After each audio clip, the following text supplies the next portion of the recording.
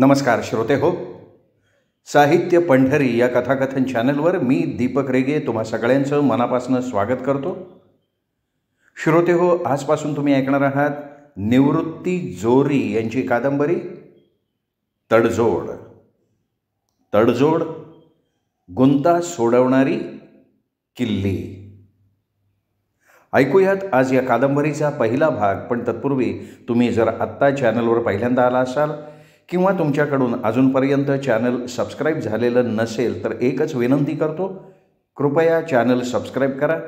सबस्क्राईबच्या बटनाशेजारी घंटीचं चिन्ह आहे, bell icon, ते बेल आयकॉनही प्रेस करा. येणाऱ्या पर्यायातनं ऑल हा पर्याय निवडा, म्हणजे मी चॅनलवर कादंबरीचा भाग अपलोड केला किंवा कुठलीही कथा अपलोड केली की ताबडतोब त्याचं नोटिफिकेशन सगळ्यात आधी तुम्हाला मिळेल. चला श्रोते हो, सुरू करूयात. निवृत्ती जोरी लिखित तडजोड भाग पहिला.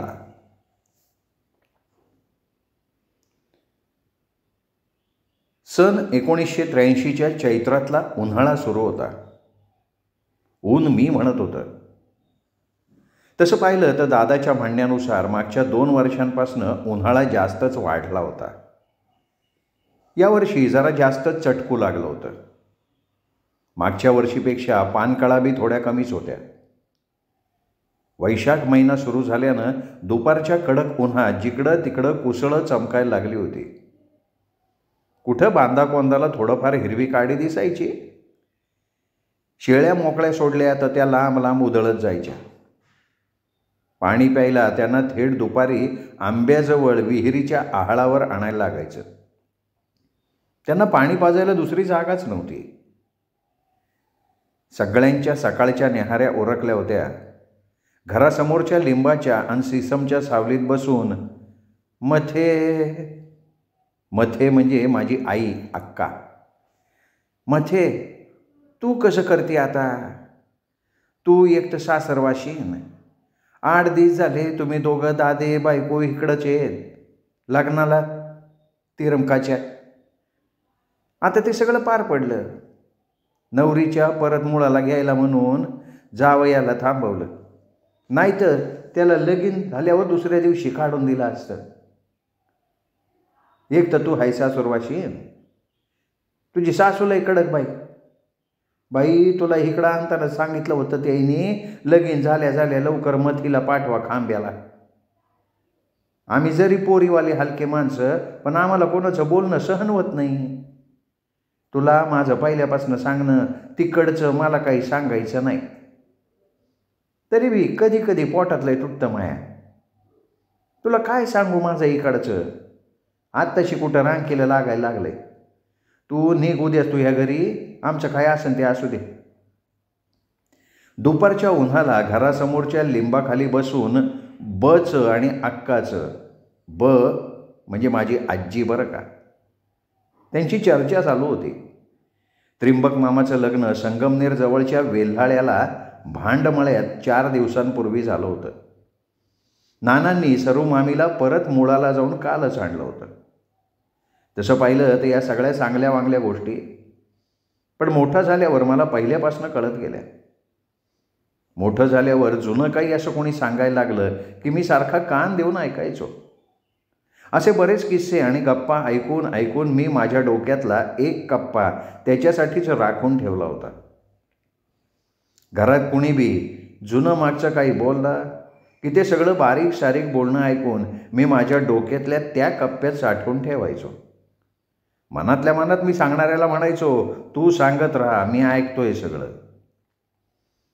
त्या दिवशी नाना आणि त्रिंबक मामा विहिरीवर आंब्याखाली गप्पा मारत बसले होते. सोपान मामानं 2 बैलांचा नांगर सकाळपासून धरला होता. त्याला मागच्या आठवड्यापासूनच शाळेला सुट्टी लागली होती.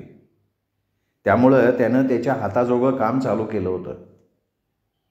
तो आता पुढच्या वर्षी 10वीला जाणार होता. शाळेचं काही का असेना, पण वावरातलं काम अगोदर म्हणून त्यानं सकाळीच बैल जुंपले होते. त्यांचा चारा पाणी करून लगेच कोणी न सांगता नांगर पण धरला होता.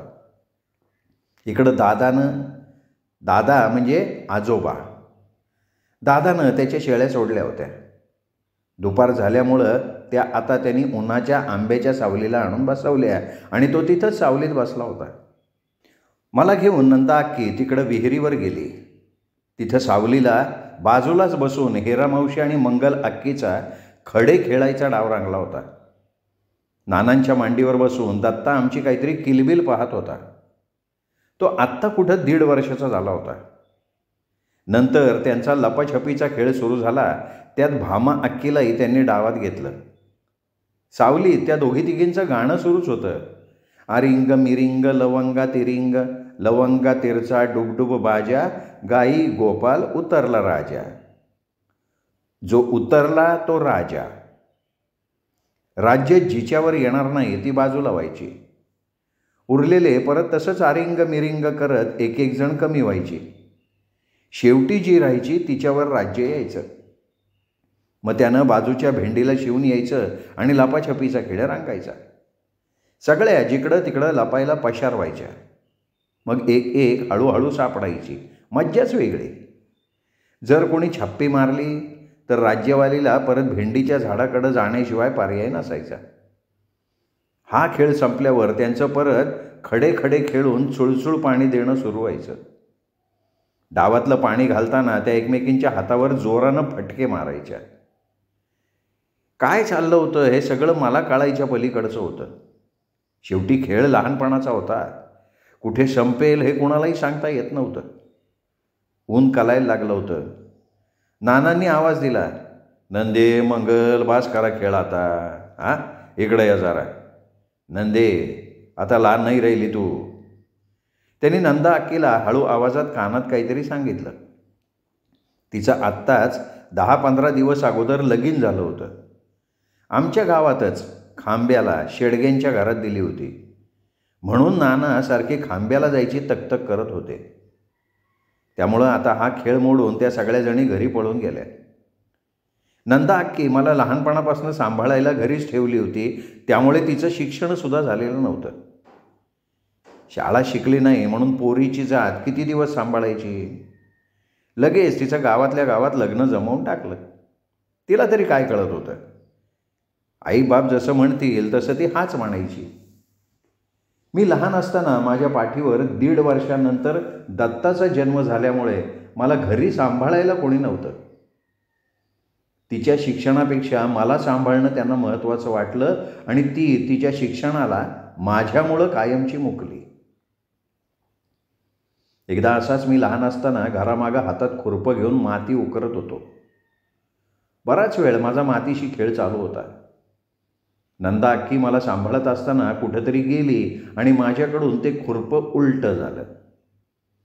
खाली हाणता हाणता टोकदार बाजू अचानक मला काही कळायच्या आत माझ्या कपाळात घुसली.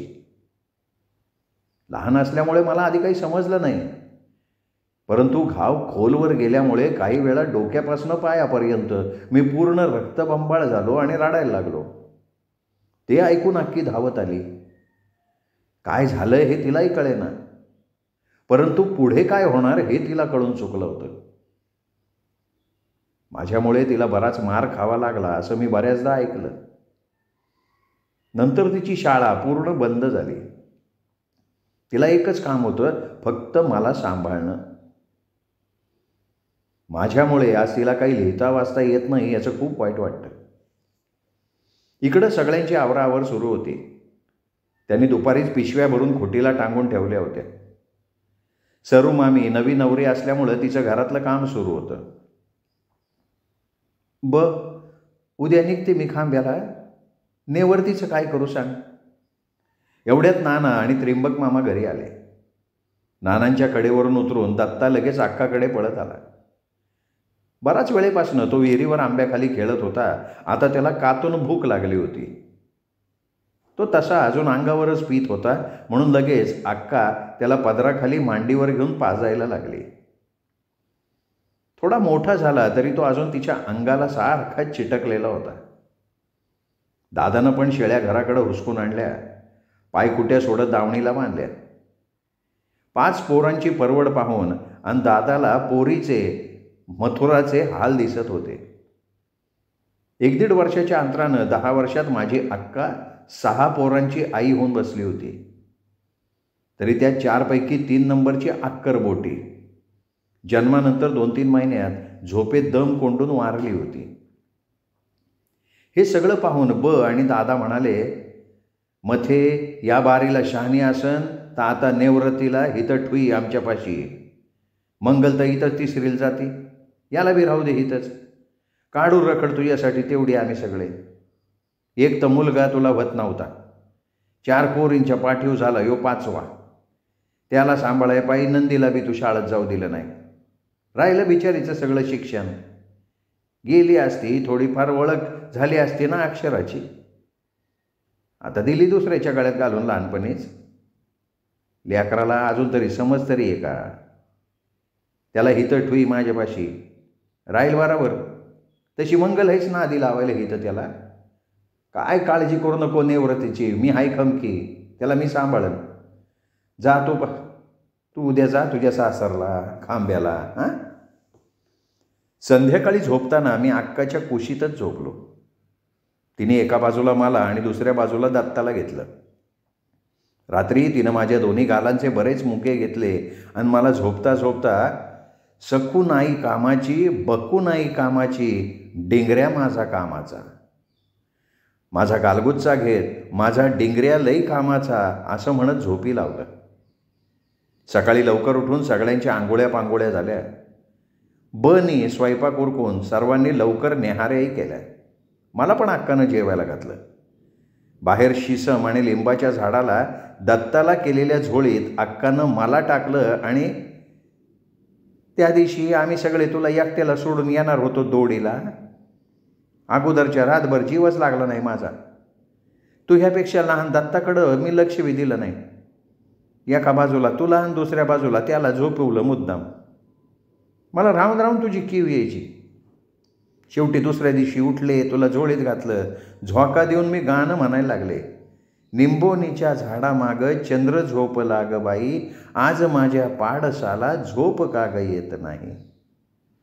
तुझा डोळा जरा उघडझाप करत होता, पण तू थोडा गुंगलेला होता. नंतर माझ्या हातातली झोळीची दोरी हळूच तिच्या हातात घेतली.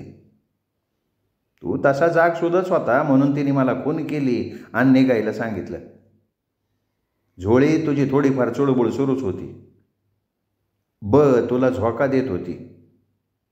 आता इथून पुढं तीच तुझी आई. मी दत्ताला पाठकोळी लावलं पण तिथून पायच निघत नव्हता. आतून मनातला पाझर आपोआप बाहेर येत होता. मन माझं रे हैरान तुला सोडून जाताना, मन माझं रे हैरान तुला सोडून जाताना, काय मला कळेना जीव इथेच गुतला, जीव इथेच गुतला. मज नाही रे गमणार काय सांगू तुला आता, रोज आस मनी लागे जीव माझा रे झुलता. आज बाळबोध जरी उद्या घेशील उभारी, आज बाळबोध जरी उद्या घेशील उभारी, शिक्षणाची धर नाळ हर्ष दाविल रे वेळ. आज जरी वाटे दुःख उद्या होईल ते सुख, कटू दिस जाती दूर अंगी येई गोडपण. रोज फिकीर आजीला आज्जा खेळवी नाताला, रोज फिकीर आजीला आज्जा खेळवी नाताला, तुला असे हा निवारा न लागो ऊन वारा. कशी गिळेल भाकर तुझ्या विना मला रे, कशी गिळेल भाकर तुझ्या विना मला रे. लाडा माझा निजला होती लोचन ओले रे, होती लोचन ओले रे. जाते दूरदेशी रे मी तुझं सोडून रे आता, जाते दूरदेशी रे मी तुझं सोडून रे आता. मज करमेल का रे तुला न पाहता, मज करमेल रे का तुला रे न पाहता. तुला पूर्ण झोप लागली होती. आम्ही सगळ्यांनी पिशव्या हातात घेतल्या आणि चारीनं गावाच्या दिशेनं निघून गेलो. बरंच कसं तरी झालं मला निघताना. शेवटी काळजावर हात ठेवून निघाले होते तुझ्या भल्यासाठी. नंतर तुझी बालवाडी सुरू झाली आणि आम्ही समाधानी झालो. हे सगळं मी पुढे कळता झाल्यावर अक्कानं मला उलगडून सांगितलं होतं. जे केलं ते चांगलं केलं होतं अक्कानं.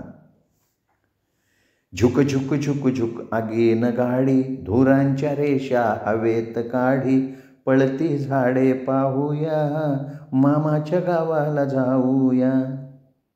दोडी. दोडी हे सिन्नर तालुक्यातलं पर्जन्य छायेत असलेलं गाव माझ्या मामाच्या रहिवासाचं ठिकाण.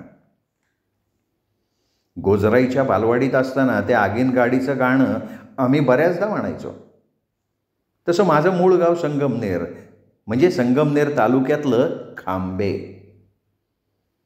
तिथपासून मामाचं गाव 75 किलोमीटर लांब. तिकडं जाताना खांब्यावरून आगीन गाडी कधीच मिळाली नाही. तिकडं ती नाहीच तर मिळणार कशी? बालवाडीत बसलेल्या सगळ्या पोरांची मामाची गावं वेगवेगळी. सगळ्यांच्याच गावाला आगीन गाडी कशी काय असणार? तरी पण गोजराईच्या मागं गाणं म्हणायचा आमचा दणका सुरूच होता. भेंडीच्या झाडाच्या सावलीत समोर एका माळवदाच्या खोलीत बालवाडी भरायची. तिथं मला माझ्या शिक्षणाचा शुभारंभ झाल्याचं पुसटसं आठवतंय.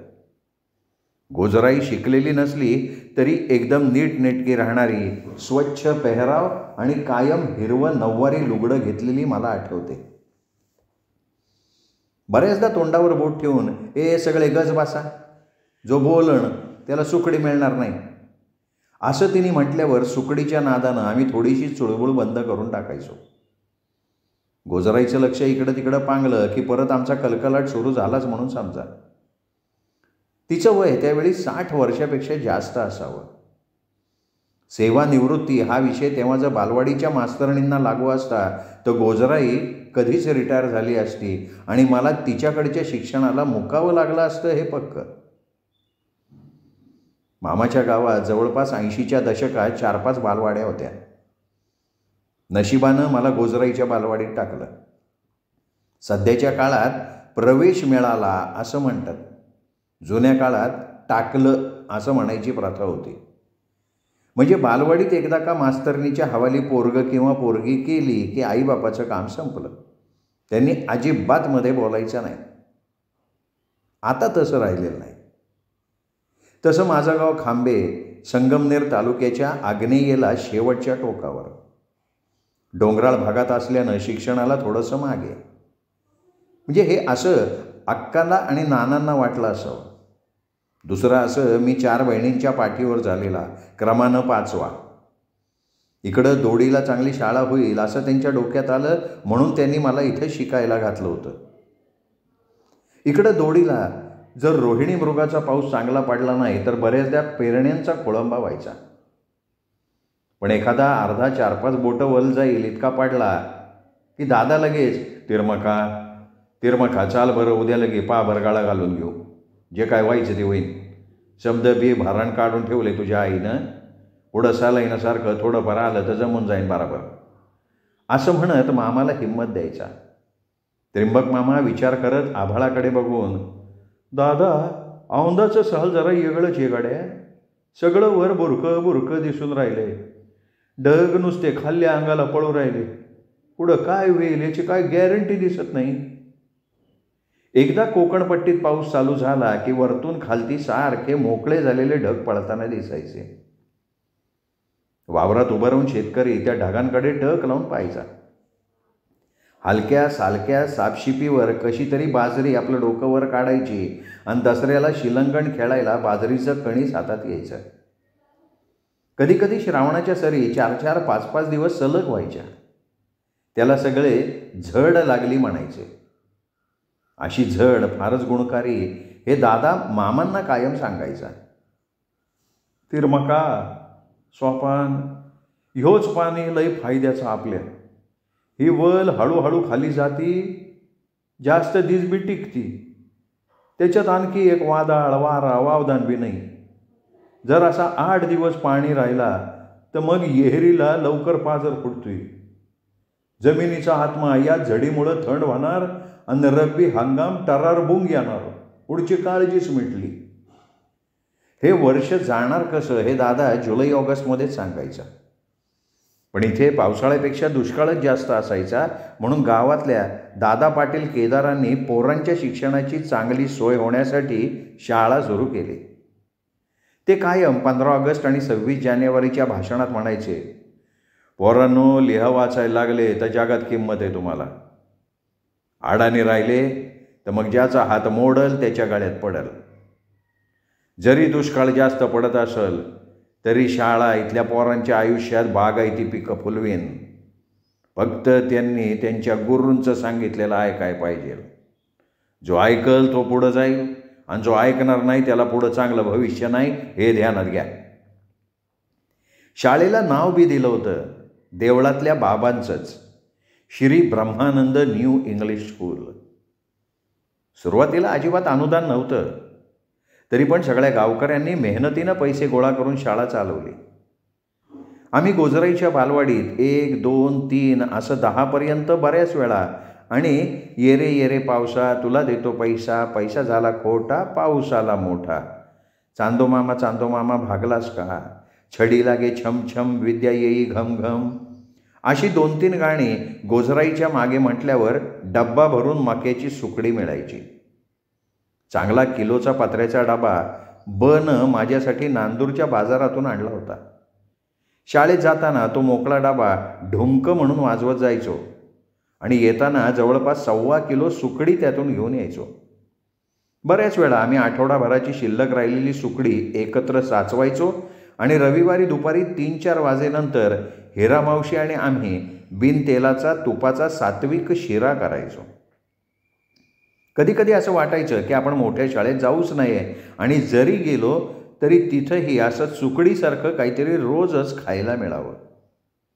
पण पुढं शाळेत सुकडीसारखं काही खायला मिळालेलं अजिबात आठवत नाही. नंतर पुढं जाऊन शाळेत खायला मिळायचं ते फक्त शाळेच्या मागच्या बाजूला स्मशानभूमीत. महिन्यातून किमान 1-2 दहावे पडायचे. दहाव्याचं जेवण फार कमी लोक खात, त्यामुळे शिल्लक राहिलेलं जेवण संपवण्यासाठी शाळेतल्या मुलांना बोलावलं जायचं. अशी सुवर्ण संधी मी कधीही सोडलेली मला आठवत नाही. माझे मित्रही असेच होते. किंबहुना शाळेतला कुठलाही विद्यार्थी या जेवणाला नकार देत नव्हता. अन्न हे पूर्ण ब्रह्म या सुभाषिताचं पालन करायची सवय मला लहानपणापासूनच आपोआप लागून गेली. नंतरचा 10वा कधी येणार, आपल्याला जेवायला कधी मिळणार, असे सुद्धा आम्ही मुलं दुसऱ्याच्या मरणावर टपलेलो असायचो. जेवणाच्या बाबतीत कुणाचं लग्न असो, साखरपुडा असो, जागरण गोंधळ असो, मामाच्या गावात पाहुणा असल्यामुळे मला कोणाच्याही पत्रिकेची गरज नसायची. मी बिनबुलाया मेहमान होतो, त्यामुळे जिथं जाईन तिथल्या जेवणाच्या संधी मी कधीच डावलल्या नाहीत. 3 वर्षाच्या असताना मामाच्या गावाला दोडीला माझी बालवाडी सुरू झाली. घरात लहान लेकरू नसल्यामुळे माझा खूप लाड व्हायचा. हे म्हणजे असं मला माझा दादा सांगायचा. लाड करण्याजोगा झाल्यानंतर माझे लाड बंद झाले. धनगर समाजाची परंपरा मामाच्या घरी होतीच. मेंढरं जरी नसली तरी 5-7 शेळ्या होत्या. दादा त्या दररोज वाळायचा. दादा पहिल्यांदा मुंबईत गोदीला कामाला होता. नंतर त्याला ते बोजा उचलायचं काम वयामानानं सहन होत नव्हतं, म्हणून त्यानं मोठा मामा काभूच्या नावावर ते काम केलं आणि तो दोडीला निघून आला होता. गोदीचं खरं नाव BPT म्हणजे बॉम्बे पोर्ट ट्रस्ट, पण खेड्यामध्ये तिला सगळे गोदीच म्हणायचे. तिथं काम करणारा प्रत्येक माणूस वयस्कर झाला की ते काम त्याला दुसऱ्याला विकता यायचं किंवा वंशपरंपरागत आपल्या कुटुंबातल्या कोणाच्याही नावे करता यायचं. त्याप्रमाणे दादानं हे काम काभू मामाच्या नावावर केलं होतं. 4-2 वर्षातच पुढं ते काम कुठे लुप्त झालं हे कुणालाही समजलं नाही. ते काम कुणालाही न सांगता परस्पर विकून काभू मामा तसाच तिकडं नाशिकला वीटभट्टीच्या कामावर जायला लागला. व्यसनापायी काहीतरी भानगड करून काभू मामा मुंबईवरून रिकाम्या हातानं परतला होता.